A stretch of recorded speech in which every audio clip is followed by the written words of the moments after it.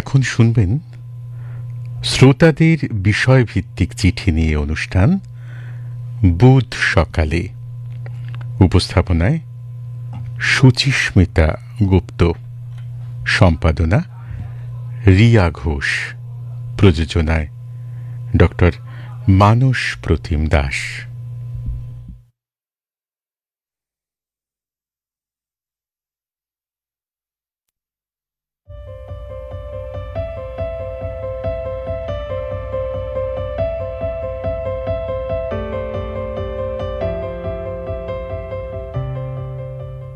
নমস্কার, বুধ সকালে অনুষ্ঠানে স্বাগত। সকলকে অনেক শুভেচ্ছা জানিয়ে শুরু করছি আজকের অনুষ্ঠান। আপনাদের লেখা সাহিত্যের প্রিয় চরিত্রদের সঙ্গে করে নিয়ে এসেছি। বুধ সকালে আপনারা লিখছেন এই মাসে সাহিত্যের প্রিয় চরিত্র রানী ভবানী মিশ্র। আপনার পাঠানো মেলটি দিয়ে শুরু করি। জয়পুরা, দাঁতন, পশ্চিম মেদিনীপুর থেকে আপনি পাঠিয়েছেন এই মেল। আমার ছোটবেলায় মা যখন রামায়ণ পড়ে শোনাতেন তখন আমার প্রিয় চরিত্র ছিল রাম। রাক্ষসদের বধ করে সীতা উদ্ধারের কাহিনী শুনতে শুনতে রামকে মনে মনে প্রণাম করতাম। কতবার ঘুমের ঘোরে স্বপ্নও দেখতাম রাম রাবণের যুদ্ধ। শুধু সীতামায়ের পাতাল প্রবেশ আমার চোখে জল আনত। কতবার লুকিয়ে লুকিয়ে কেঁদেছি। অনেক পরে বড় হয়ে যখন আমি বিভিন্ন লেখকের রচনাবলী পড়ছি তখন ব্যঞ্জনাধর্মী চরিত্রগুলো আমার প্রিয় হয়ে উঠেছিল। কিন্তু সবকিছুকে পিছনে ফেলে দিয়েছিলেন আমার প্রিয় বিশ্বকবি রবীন্দ্রনাথ ঠাকুর। তাঁর লেখা গল্প উপন্যাসের চরিত্রগুলো আমার মনে গভীরভাবে ছায়াপাত করত। সেই কালোজয়ী ক্রান্তদর্শী কবির লেখা গোরা উপন্যাসে আনন্দময়ীর চরিত্র আমাকে মুগ্ধ করেছিল। কি মধুরভাবে আনন্দময়ী চরিত্রের মধ্যে উদারতা, ধৈর্য, সহনশীলতা সৃষ্টি করেছিলেন রবি ঠাকুর, তা পড়ে আমি আশ্চর্য হয়েছিলাম। অনেক প্রিয় চরিত্রের মধ্যে আনন্দময়ী এক বিশাল মানবিক মুখ, যা আমাকে আপ্লুত করেছিল। অনাথ সন্তান গোরাকে বড় করেও কোনোদিন তাকে বুঝতে দেননি সে তার নিজের সন্তান নয়। ভারতীয় সংস্কৃতির ও ভালোবাসার মেলবন্ধন আনন্দময়ীর চরিত্রকে এক উচ্চকোটিতে নিয়ে গেছে, আর সেই জন্য গোরাও তার মধ্যে সমগ্র ভারতবর্ষকে অবলোকন করেছে। এইভাবে রবীন্দ্রনাথ ঠাকুরের লেখা গল্প উপন্যাসগুলোর সব চরিত্রই আমাকে মুগ্ধ করে। রানী ভবানী মিশ্রের লেখাটি পড়লাম। এবারে লিখছেন শুভ্রা সামন্ত, বালিচক, পশ্চিম মেদিনীপুর থেকে। বাস্তবে আমি ছোট বউ হলেও মনে মনে আমি মেজ বউ। আশাপূর্ণা দেবীর সুবর্ণলতা উপন্যাসের মেজ বউ সুবর্ণলতা ও রবি ঠাকুরের স্ত্রীর পত্র গল্পের মেজ বউ মৃণাল আমার প্রিয় চুপকথার সহচরী, আমার অবরুদ্ধ জীবনের মিতা। মৃণাল, সুবর্ণলতার মতো আমাদের মেয়েদের সংসার জীবনে কত যে টানা পড়েন, আদর্শের লড়াই, অন্তর্দ্বন্দ্ব, বিষাদের তলাকার জমাট অন্ধকার। তাই তো এত মুক্তির পিয়াস। সুবর্ণলতার মতো আমারও ইচ্ছে করে সমুদ্র সন্দর্শনে, বহির্জগতের স্বাদ নিতে পথে বেরিয়ে পড়তে মীরাবাইয়ের মতো। সমুদ্র, নীল সমুদ্র সামনে দাঁড়ালে অন্তর্দর্শনের নিজস্ব বাতায়ন পথে আসে মুক্তির উচ্ছ্বাস। ওই তো মৃত্যুর হাতে জীবনের জয় পতাকা উড়ছে। ওরে মেজ বউ, ভয় নেই তোর। অন্তর্বেদনায় নীল হয়ে যাওয়া মানুষ ক্যানভাসে ছড়িয়ে পড়ে মীরাবাইয়ের সুর। ছাড়ুক বাপ, ছাড়ুক মা, ছাড়ুক যে যেখানে আছে, মীরা কিন্তু লেগেই রইল প্রভু, তাতে তার যা হবার তা হোক। এই লেগে থাকাই তো বেঁচে থাকা, তাই না বুধ সকালে? মুক্তিকামী সুবর্ণলতা ও মৃণালের আত্মসম্মান বোধ, আত্মপ্রতিষ্ঠার লড়াই আমাকে এগিয়ে রাখে অনেকটা। মহাশ্বেতা দেবীর 1084 মা উপন্যাসের সুজাতাকে খুব আপনার মনে হয়। স্বামী শাশুড়ির অত্যাচার, স্বামীর বিকৃত যৌন ক্ষুধা, রাষ্ট্রীয় সন্ত্রাসে সবচেয়ে আদরের সন্তান ব্রতীকে হারানোর শোক, সব সামলে দিনের আলোয় রাতের স্বপ্নে ব্রতীকে খুঁজতে খুঁজতে জীবনের অন্তিমে ঢলে পড়া সুজাতার জন্য মায়া জাগে। সুজাতার মানসিক যন্ত্রণা, লড়াই, নিরুদ্ধ কষ্টের পাষাণ ভার, সমব্যথার কোমলতায় আমাকে ভীষণভাবে আলোড়িত করে। ওদিকে বৈষম্যহীন শোষণমুক্ত সমাজ গড়ার স্বপ্ন বুকে ব্রতী ও নন্দিনী, ব্রতীর মৃত্যুঞ্জয়ী লড়াই, কারাবাসে অত্যাচার সয়েও নন্দিনীর সংকল্পে অটল থাকার দৃঢ় প্রত্যয়কে আমি বিশেষভাবে সম্মান করি। অরণ্যের অধিকার উপন্যাসের বীরসাও একই কারণে প্রিয়। এরাই তো আগামীর উজ্জ্বল প্রতিভূ। শুভ্রা সামন্ত লিখলেন বালিচক, পশ্চিম মেদিনীপুর থেকে। এবারে পড়ব রাজলক্ষ্মী পালের পাঠানো চিঠি। আপনার ঠিকানা ছুতোরপাড়া, কৃষ্ণনগর, নদিয়া। লিখছেন, আমার দৌড় বাংলা সাহিত্য অবধি। বাংলা সাহিত্য অঙ্গনে কত না চেনা অচেনা চরিত্রের ভিড়। সে অঙ্গনে আমি নেহাতি দুধের শিশু।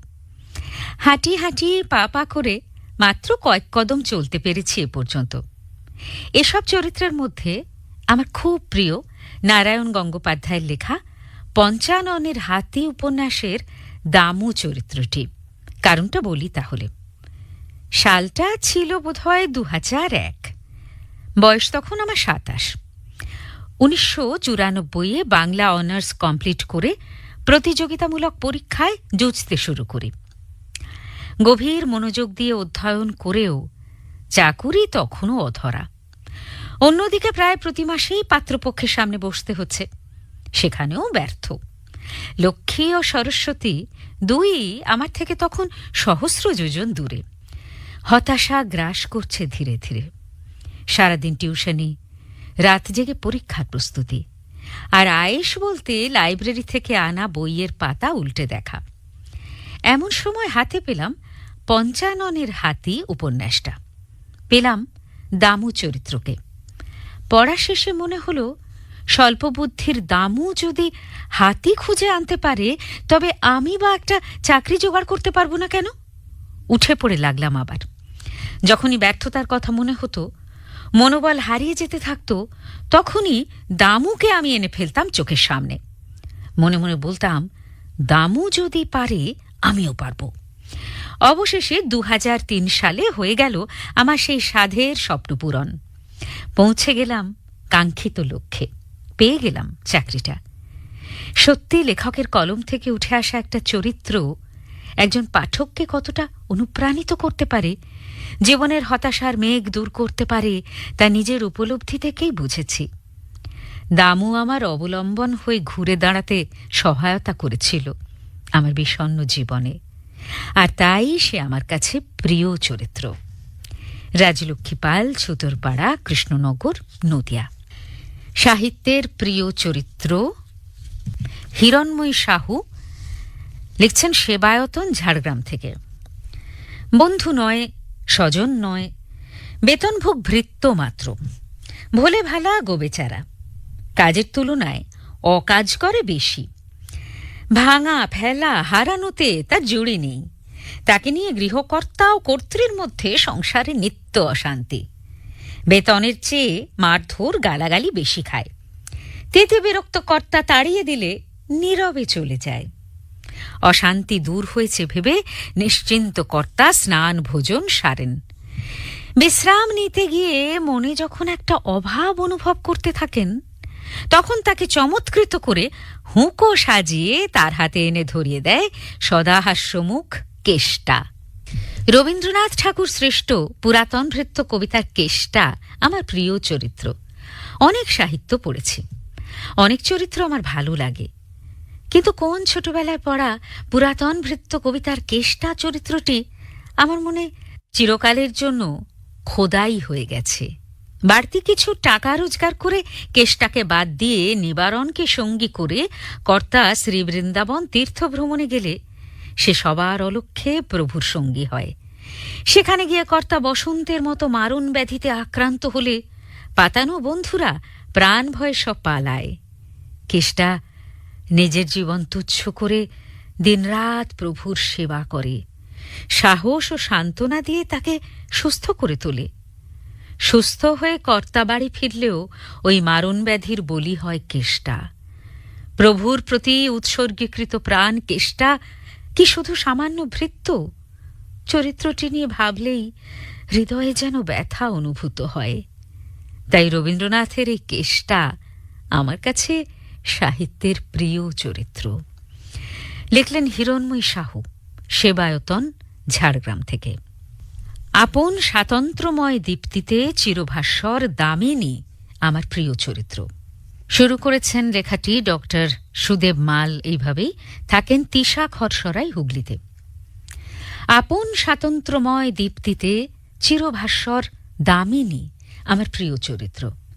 সাহিত্যের আঙিনায় রবীন্দ্রনাথের বিনোদিনী, চারুলতা, মৃণালের মাঝে চতুরঙ্গর দামিনী এক বিস্ময়কর আধুনিক চরিত্র।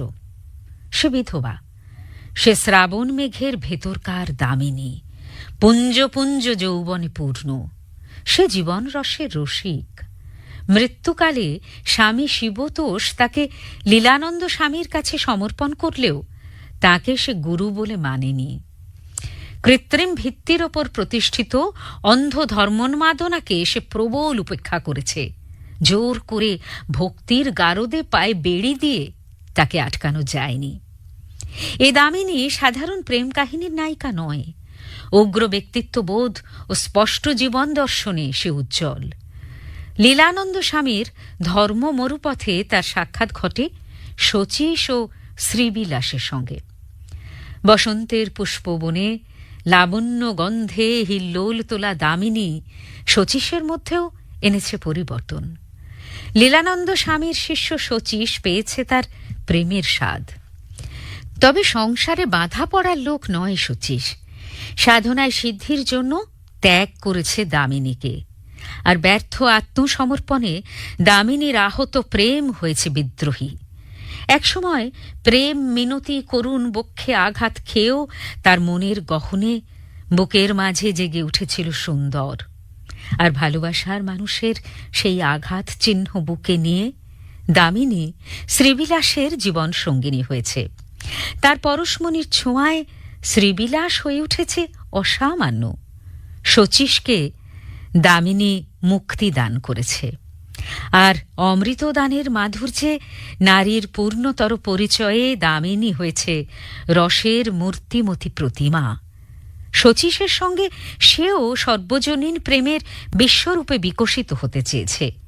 এহেন দামিনী প্রেমের বেদিতে জীবনের শেষ অঞ্জলি নিবেদন করে হয়ে আছে অমর। কান পাতলে শোনা যায়, আজ এক নয় শত সহস্র দামিনীর বঞ্চিত নারী জীবনের রুদ্ধ কান্না, হৃদয় সেঁচা হাহাকার। ডক্টর সুদেব মাল, তিশা খরসরাই, হুগলি থেকে। হৃদয় রঞ্জন মুখোপাধ্যায়, আপনার লেখাটি পড়ব। আপনি থাকেন কাটোয়া কাছাড়ি পাড়া, মুচিপুকুর পাড়, পূর্ব বর্ধমানে। ছোট থেকেই আমার কথা সাহিত্যিক শরৎচন্দ্র চট্টোপাধ্যায়ের লেখার প্রতি বিশেষ আকর্ষণ। তার লেখা শ্রীকান্ত উপন্যাসের ইন্দ্র, মেজদা প্রভৃতি চরিত্রগুলো পড়তে আমার খুব ভালো লাগে। তবে সাহিত্যের মধ্যে আমার প্রিয় চরিত্র হচ্ছে লালু। লালু গল্পে লালুর কীর্তি কাহিনী যত পড়ি তত তার প্রতি আকৃষ্ট হয়ে পড়ি। লালুর চরিত্রে একটি উল্লেখযোগ্য বৈশিষ্ট্য হল এই যে সে কাউকে ভয় দেখানোর সুযোগ পেলে কিছুতেই সে সুযোগ নষ্ট করতে পারত না। আমরা দেখেছি কালী পুজোর রাতে হঠাৎ করে লালু কাপালিক সেজে, হাতে খাড়া, কপালে সিঁদুরের তিলক নিয়ে বাড়িশুদ্ধ লোকের মাঝে সবেগে খাড়া ঘুরিয়ে হুঙ্কার দিয়ে বলেছিল, আমার বলে নিয়ে আয়, আমি আরো রক্ত চাই, তা না হলে আমি থামব না। তার সেই রুদ্র মূর্তি দেখে ভট্টাচার্য মশাই সহ সমস্ত বাড়ির লোক ভয়ে কাঁপতে শুরু করে দিয়েছিল। আবার অন্য গল্পে দেখেছি মানুষ মারা গেলে তার সব দেহ নিয়ে শ্মশানে গিয়ে কি ভয়ঙ্কর পরিস্থিতি না সৃষ্টি করেছিল লালু।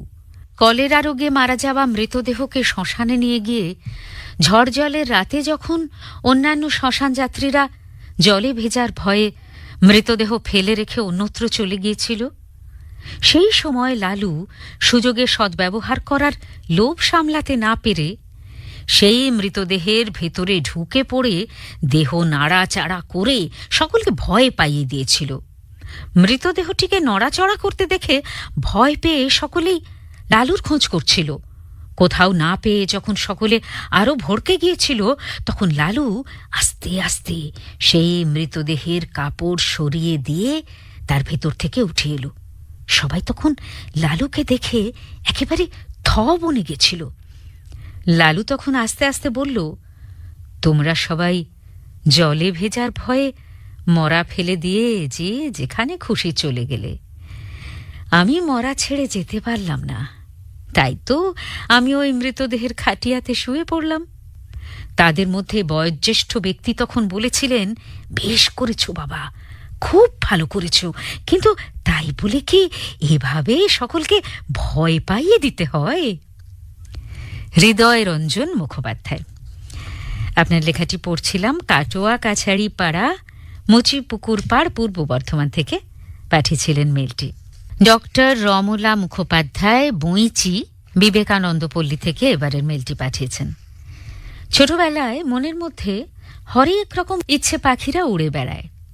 তারা ডানা মেলতে চায় নীল আকাশে, কিন্তু তাদের এই আকাশ কুসুম ইচ্ছেগুলো ছোট্ট মনগুলোর মাঝেই আবার হারিয়ে যায়, কারণ বড়রা সবসময় ছোটর দাবি দাবিয়ে রাখে। সত্যজিৎ রায় শিশু মনস্তত্ত্বের শিশুর ইচ্ছের দিকটি ভীষণভাবে উপলব্ধি করেছিলেন। তাই তো তার ফটিক চাঁদ গল্পের সৃষ্ট ফটিক চাঁদ আমার কাছে একটি অসাধারণ আকর্ষণীয় চরিত্র। শিশু মনের ইচ্ছে পাখির সঙ্গে ডানা মেলে ফটিক চাঁদ উড়ে বেড়ায় নানা স্থানে। তার সেই ইচ্ছের জগতে বাবা মায়ের বকুনির ভয় নেই, নেই পড়ার চাপ, কোনো বাধা নিষেধ নিয়ম কানুন নেই। অবারিত উন্মুক্ত রোমাঞ্চ ভরা জীবন ফটিক চাঁদের। সেই শিশু জগতে আছে দিনরাত এক মজার মানুষের সঙ্গে টোটো কোম্পানি। ইচ্ছে নদীতে তরি ভাসিয়ে যেখানে সেখানে ভিড়ে যাওয়া, তা সে চায়ের দোকানের মতো ছোট কাজ হলেও তাতে যেন বাঁধ ভাঙা আনন্দ। আর আছে হারুনের কাছে জাগলিংয়ের খেলা শেখা। উহ, সে কি দারুণ! দুর্ঘটনায় স্মৃতিভ্রংশ ফটিকের আসল নাম নিখিল। কয়েক সপ্তাহ পর স্মৃতি ফিরে এলে ফটিক বুঝল যে সে আসলে ফটিক নয়, নিখিল, কলকাতার বিখ্যাত এক ব্যারিস্টারের ছেলে। কিন্তু নিখিল কি চায়? সে কি ফটিক হয়েই থাকতে চায়, উন্মুক্ত প্রকৃতিতে বাধা বাঁধনহীন ভাবে, নাকি ধনির দুলাল নিখিল হয়ে নিয়মের গণ্ডিতে আবদ্ধ জীবন কাটাতে চায়? নিখিল নিজেই দ্বন্দ্বে পড়ে যায়। শিশু মনস্তত্ত্বের অনুভূতির কুসুমে ছড়ানো ফটিক চাঁদ ভীষণ সুন্দর একটি চরিত্র। ডক্টর রমলা মুখোপাধ্যায়, বইচি, বিবেকানন্দ পল্লী। কিছু চিঠির প্রাপ্তি স্বীকার করতে চাইব এবার। শেফালি স্বর, গোপীনাথপুর, পূর্ব মেদিনীপুর, তরুণ কুমার সিংহ, দেবগ্রাম, নদিয়া। যে চরিত্র আজও ভাবায়, আজও প্রাসঙ্গিক, দেশকালের সীমানা ছাড়িয়েও। 1934 প্রকাশিত পার্লেসবাকের দ্য মাদার। লিখছেন সোনালী মজুমদার, কল্যাণী, নদিয়া থেকে। পার্লেসবাকের দ্য মাদার পড়েছি 1974-এ। মা সাধারণ পরিশ্রমী বর্গাচাষী নারীদের মতোই তার গ্রামীণ জীবনধারা, পরিবারের প্রতি দায়িত্ববোধ, কঠোর পরিশ্রমের সঙ্গে নারীর কল্পনা, আকাঙ্ক্ষা, মমতা, রাগ, ক্ষোভ, ঈর্ষা ইত্যাদি প্রভৃতির সংমিশ্রণে রক্তমাংসের মা। উপন্যাস জুড়েও শুধুই মা। লেখিকা সম্বোধনেও অন্য নাম চরিত্রটির সঙ্গে খাপ ছাড়াই লাগত। হাড় ভাঙা শ্রমে বীজ বুনে সন্ধ্যায় ঘরে ফেরার পথেই কল্পনায় অঙ্কুরিত চারা দেখে ভরে ওঠেন মা সুখানুভূতিতে। ঘরে ফিরে শাশুড়ি সন্তানদের মুখে অন্ন তুলে দিয়ে পরিতৃপ্ত, পরিতৃপ্ত তার জন্য অপেক্ষারত পোষ্য প্রাণীদের খাইয়েও। তিনি অস্থির, অন্ধ হয়ে আসা মেয়েটার ভাবনায়। স্বামীকে খুব ভালোবাসলেও স্বামীর আত্মকেন্দ্রিকতা, সংসার ও কাজের প্রতি অনীহা, ডুবে থাকা আড্ডা, জুয়া, বিলাসিতায় ক্ষুব্ধ মায়ের সঙ্গে সামান্য অশান্তির পরেই স্বামী বাড়ি ছাড়েন। আর ফেরেন না।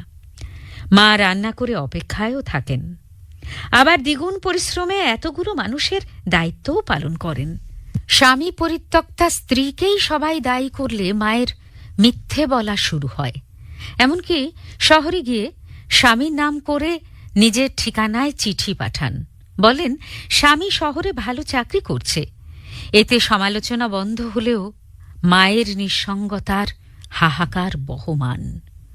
জমিদারের লোভী নায়েবের কুনজরে পড়লে স্বামী পরিত্যক্তা মা শোধ নিতে চাইলেন সম্পর্কে জড়িয়ে, কিন্তু পাপবোধ আত্ম অনুশোচনায় যন্ত্রণা ক্লিষ্ট। এরপর বৃদ্ধা মায়ের সঙ্গে পুত্রবধূর কর্তৃত্বের সংঘাত একদিকে, অন্যদিকে ছোট ছেলের জমিদারের বিরুদ্ধে আন্দোলনে জড়িয়ে পড়ার মধ্যে দিয়ে চীনের রাজনৈতিক পট পরিবর্তনের সূত্রপাত। জনসম্মুখে মায়ের সামনেই প্রিয় সন্তানের মৃত্যুদণ্ডে চরম মানসিক বিপর্যয়ও মায়ের কানে বাজে নবজাতকের কান্নার আওয়াজ। মৃত্যুর অমোঘতার মাঝেও জীবনকেই জড়িয়ে ধরার অনুভূতির অনুরণন। সোনালী মজুমদার। আপনি লিখেছেন কল্যাণী, নদিয়া থেকে। এরপর গোপাল মজুমদার লিখছেন দুর্গাপুর ২, পশ্চিম বর্ধমান থেকে। সাহিত্য পাঠের মধ্যে দিয়ে বিভিন্ন সাহিত্যের ভিন্ন ভিন্ন চরিত্র মনের মধ্যে দাগ কেটে গেলেও সেই যৌবনকালে পড়া বিশ্ব সাহিত্যের অন্যতম অনুপম সৃষ্টি ম্যাক্সিম গোর্কির মায়ের চরিত্র এখনও মনের কোঠায় ভেসে ওঠে। এই উপন্যাসের মূল চরিত্র হল পাভেলের মা। আসল নাম পেলেগিয়া নিলোভানা ভ্লাসোভা। কাজ করতেন মস্কোর একটি রুটির কারখানায়। স্বামী ছিল মাতাল, তার উপর অত্যাচার করত।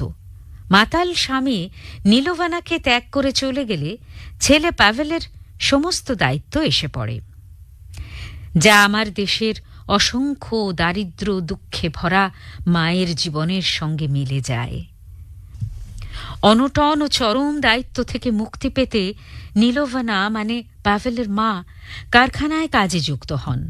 প্রথম দিকে ছেলে পাভেল বাবার মতো মাতাল হয়ে পড়লেও পরে বিপ্লবী দলের সঙ্গে যুক্ত হয়ে মদ্যপান ত্যাগ করে নিজেও একজন বিপ্লবী হয়ে ওঠে। প্রথম দিকে ছেলের কাজে সন্দেহ প্রকাশ করলেও পরবর্তীকালে তিনিও গোপনে বিপ্লবী দলে যুক্ত হন। পুলিশের চোখকে ফাঁকি দিয়ে বিভিন্ন কারখানার ভিতরে গোপনে রুটির কাগজের ভিতরে বিপ্লবী ইস্তাহার বিলি করা ছিল তার কাজ। মাতৃ অনুভূতিতে সিক্ত নিলোভানা অশিক্ষিত হওয়া সত্ত্বেও অজ্ঞতাকে কাটিয়ে বিপ্লবী কর্মকাণ্ডে জড়িয়ে পড়েন। গোর্কির লেখা উপন্যাসে পাভেলের মা তার অসাধারণ চরিত্রের জন্য হয়ে ওঠেন সকলের মা। গোপাল মজুমদার, দুর্গাপুর ২, পশ্চিম বর্ধমান থেকে লিখেছিলেন এই চিঠি। উপন্যাসের প্রিয় চরিত্র বাছাই করা বড়ই কঠিন কাজ। লিখছেন মানবেন্দ্র গোস্বামী, মহদা, বিবর্দা, বাঁকুড়া থেকে। উপন্যাসের প্রিয় চরিত্র বাছাই করা বড়ই কঠিন কাজ। জানি না কেন এই কথা ভাবতে গিয়ে আমি আমার বই পড়ার স্মৃতির পাতা উল্টে যখন প্রিয় চরিত্রকে বাছাই করার পর্ব শুরু করি, তখন কেমন যেন মন খারাপ লাগে তাদের দিকে তাকিয়ে। কারণ এরা সবাই আমার বিভিন্ন বয়সের, বিভিন্ন সময় অসময়ের একান্ত আপন। তাই কাকে ছেড়ে কাকে নিয়ে আমার মত প্রকাশ করব বড়ই দ্বন্দ্বে পড়ে গেলাম। খুব ছোটবেলায় রবীন্দ্রনাথ ঠাকুরের বীরপুরুষ সেই ছেলেটার সঙ্গে নিজেকে মনে করতাম। আবার একটু বড় হয়ে যখন চাঁদের পাহাড়ের শঙ্করের সঙ্গে আলাপ হলো, তখন মনে হতো আমি সেই শঙ্কর। বনে জঙ্গলের ভেতর আমি হীরের খোঁজ করে চলেছি। তারপর যখন শ্রীকান্ত উপন্যাসের ইন্দ্রকে পেলাম, মনের ভাবখানা এমন বদলে গেল যেন ইন্দ্রের সঙ্গে আমিও রাতের অন্ধকার ভেদ করে একা চলতে চলতে শীষ দিতে পারি। আবার শ্মশান যাত্রীদের সঙ্গে আমি মরা আগলাতে পারি। কিন্তু বয়স যখন পরিণত হল, চরিত্রগুলো বদল হতে লাগল। যেমন কখনো ভাবতাম তারাশঙ্করের জীবন মশাইয়ের সেই জীবন ছন্ন ছাড়া কম্পাউন্ডার, আবার উদ্ধারণপুর ঘাটের সেই সন্ন্যাসী যিনি স্বাধীন অথচ সবকিছুতেই নির্লিপ্ত। আবার কিছুদিন যখন সেই সংসার ত্যাগী সন্ন্যাসীর প্রেমে মশগুল, তার কিছুদিন পর পরিচিত হলাম লেখক মনোজ বসুর নিশিকুটুম্ব উপন্যাসের সাহেব চোরের সঙ্গে। তার সঙ্গে কত পথই না গেলাম। কালীঘাটের আদিগঙ্গার পাড় থেকে মচলন্দপুরগামী স্টিমার চড়ে বাংলাদেশের বাদা অঞ্চলের বিখ্যাত ডাকাত পচা বাইঠার সাকরে ধোতে, তারপর আশালতার বাড়ির উঠোন, সেখান থেকে বলাধিকারী মশায়ের আখড়ায়। কি বিচিত্র জীবন! কেন জানি না, এরা সবাই আমার সঙ্গে অদ্ভুতভাবে মিশে গেছে একাকার হয়ে। আমার শেষ পড়া আত্মজীবনীর মনীন্দ্র গুপ্তের অক্ষয় মালবেরি, যেখানে লেখক যেন আমার কথাই লিখেছেন। সেই গ্রামের পথে আনন্দ করে জীবন কাটানোর সুখ, অনেক মাস্তুত পিস্তুত ভাই বোনদের সঙ্গে হই হই করে জীবন কাটানোর আনন্দ। এখন পর্যন্ত যত প্রিয় চরিত্র ভিড় করেছে আমার কাছে, তারা সবাই সেভাবে স্বাধীন আর কেমন যেন অজানা অচেনাকে চেনার আনন্দে মশগুল। জীবনে ঝুঁকি নেওয়ার যে অ্যাডভেঞ্চার, তা আমার কাছে তত প্রিয় হয়ে উঠেছে দিন দিন। তাই আমার প্রিয় চরিত্র বাছাই করতে গিয়ে আমি ক্ষমা চাইছি তোমার কাছে, কারণ এরা সবাই আমার সঙ্গে থেকেছে কত গ্রীষ্মের দুপুর, নয়তো কত অনন্ত নিঝুম অন্ধকার রাত্রি। আমার প্রিয় চরিত্র বেঁচে থাকুক প্রিয় হয়ে আমার কাছে বা অন্য কারো কাছে। মানবেন্দ্র গোস্বামী, মহদা, বিবর্দা, বাঁকুড়া। সঞ্জীবন রায়, আপনি মাসুন্দি, পূর্ব বর্ধমান থেকে লিখছেন। এবার রাজশেখর বসু ওরফে পরশুরাম বাংলা সাহিত্যে একজন অন্যতম হাস্যরসের স্রষ্টা। মার্জিত রুচি ও ব্যঙ্গরসের সূক্ষ্মতায় তিনি হাস্যরস সৃষ্টির অদ্বিতীয় শিল্পী। তার রচিত বিরিঞ্চি বাবা গল্পে বিরিঞ্চি বাবা তেমনি এক কৌতুক রসে ভরা ক্লাসিক চরিত্র।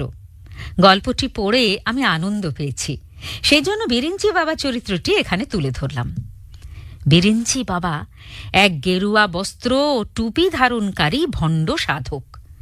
বিরিঞ্চি বাবা চরিত্রটির লক্ষণীয় বৈশিষ্ট্য হল তার আশ্চর্য বুদ্ধিমত্তা এবং চরিত্র জ্ঞানের আশ্চর্য কুশলতা। সেই বুদ্ধিমত্তা ও চাটুকারিতায় বহু শিক্ষিত ধনী মানুষকে চমৎকৃত করে তাদের কাছে অনায়াসেই পৌঁছে গেছেন তার অভীষ্ট লক্ষ্যে। দেখা গিয়েছে তিনি যাদের কাছে সফল হয়েছেন তারা মানসিক দিক দিয়ে কিছুটা দুর্বল প্রকৃতির মানুষ, এবং তার পরামর্শ মতো চলেছেন ও তাকে আর্থিক সাহায্য করেছেন। তারা তাৎক্ষণিক কিছু লাভের আশায় বিরিঞ্চি বাবার বাকচাতুর্যের মোহে পড়েছিলেন, কিন্তু কাঙ্ক্ষিত ফল না পেয়ে শেষ পর্যন্ত প্রতারিত হয়েছেন। সাধুবেশী বিরিঞ্চি বাবা জানতেন অলৌকিক কিছু শক্তি প্রদর্শন করতে না পারলে মানুষকে বশে আনা যাবে না বা ভক্তদের মধ্যে বিশ্বাস আনা যাবে না। ছল চাতুরির মাধ্যমে তিনি সেই অলৌকিক শক্তি প্রদর্শন করতেন ও ভক্তের বিশ্বাসভাজন হতেন।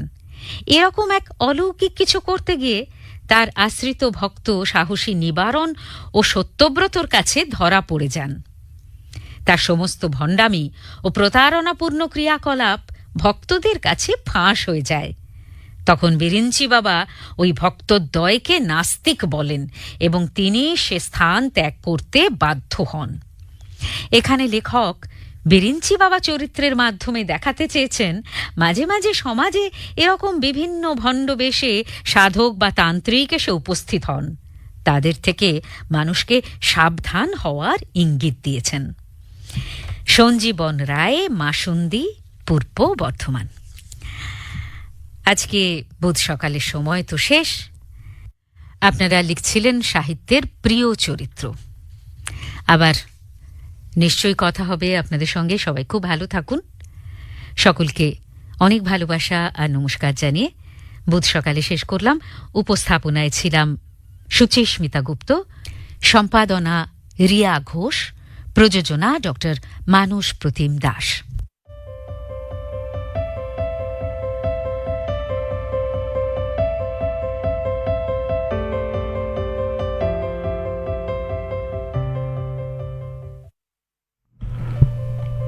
এতক্ষণ শুনলেন বুধ সকালে। উপস্থাপনায় সুচিস্মিতা গুপ্ত, সম্পাদনা রিয়া ঘোষ, প্রযোজনায় ডক্টর মানস প্রতিম দাস।